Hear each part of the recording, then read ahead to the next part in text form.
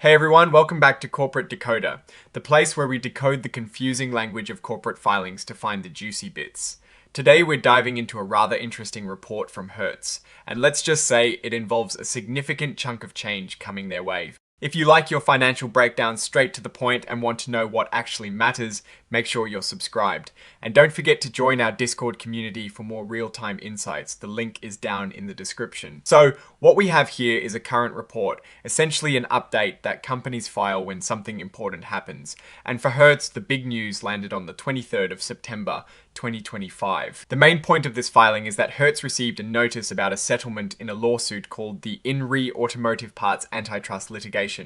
Now, you don't need to be a legal eagle to understand what this means. Hertz was involved in a class action settlement, and as a result, they're getting a substantial amount of money back. This isn't some vague promise. The court-appointed settlement administrator, a company called Epic Class Action Tummantweems Solutions, Inc. told Hertz they're getting a pro-rata settlement distribution. Now, pro-rata just means their share of the settlement pie, and what a slice it is. The total amount Hertz is set to receive is a whopping $154,054,348.07. That is over $154 million. Now, this is after taking out some fees, which is normal. The gross distribution before fees was actually over $171 million. So, even with the deductions, it is a massive influx of cash. Hertz expects this money to land in their accounts around the 30th of September 2025. That is a big win, and it definitely makes this report worth paying attention to. Now, while the filing includes all sorts of details about the company, like where they are based in Estero, Florida, and their phone number, those aren't the exciting parts for us. We're here for the financial meat of the story. Hertz, as a corporation, and specifically its common stock and warrants, are registered with the SEC. This is standard practice for publicly traded companies. They have common stock traded under the ticker HTZAZ on the Nasdaq stock market. They also have warrants, which are like options to buy stock, also traded on Nasdaq under the symbol HTZW. These warrants can be exercised to buy shares of Hertz's common stock at a set price. The actual report is for Hertz Global Holdings, Inc. and the Hertz Corporation. They are incorporated in Delaware. This specific document is called a Form 8-K Companies. File these to announce major events that shareholders should know about immediately, and getting over $154 million from a lawsuit settlement definitely counts as a major event. This settlement distribution is a significant financial boost that could help Hertz in various ways. It could shore up their balance sheet, potentially reduce debt, or provide capital for strategic initiatives, like expanding their fleet or investing in new technology.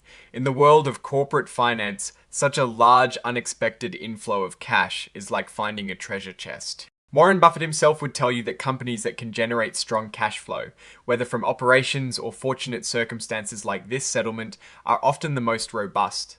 Looking at this from a strategic perspective, a company like Hertz is always managing a massive fleet. Having this kind of financial flexibility allows them to make big purchases, upgrade vehicles, and stay competitive in a fast-moving industry. It also gives them a buffer against unexpected downturns or economic shocks. Imagine the peace of mind for their executives knowing they have this substantial amount to deploy. The report also lists an exhibit, which is basically an attached document.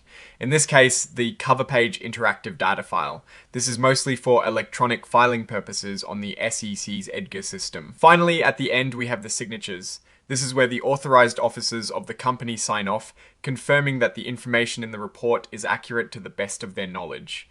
In this case, it is Scott Harrelson, the Executive Vice President and Chief Financial Officer, who is signing on behalf of both Hertz Global Holdings, Inc. and the Hertz Corporation. This confirms that leadership is aware of and stands by this filing. Now, let's talk about what this all means for Hertz. This settlement is a remarkable event. It is not something that happens every day, and it provides a very strong, positive financial impetus. While the details of the lawsuit are complex, the outcome for Hertz is clear, a huge injection of cash. This could significantly strengthen their financial position, allowing them to pursue growth strategies, pay down debt, or reinvest in their operations.